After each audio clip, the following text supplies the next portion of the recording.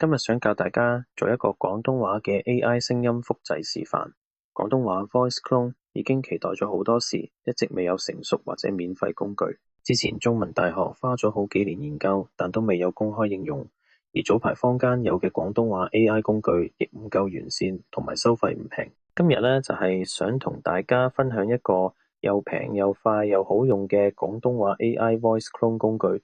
相關對一啲唔太擅長講話及錄音嘅人，即係好似我哋，應該會非常之有用。事不宜遲，即係講下步驟。第一，登用海螺 AI，裏面有一個叫 Audio 嘅版面，之後選擇 Voice，之後點 My Voice 應該係空白嘅。然後呢，你可以點 Create Your Voice Clone 啊，裏邊應該有3個 quota 可以俾你錄。點入去之後，佢可以俾你哋上載你嘅聲音，或者直接錄音，長度係10秒至1分鐘。咁你要留意，最好係一個安靜嘅環境度錄。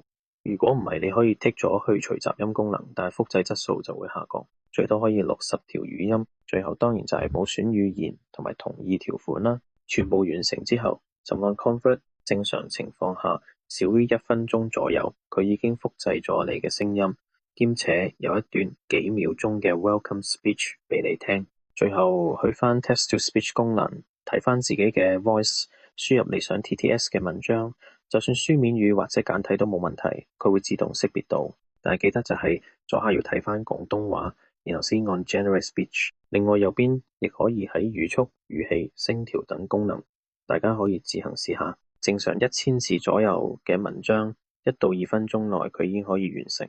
而大家最關心嘅收費，喺目前基本版係$5美金1個月，但都已經有10萬個 credit， 足夠大約2小時嘅語音生成。今次分享係咁多先，如果有興趣嘅話，大家快啲去試用下啦。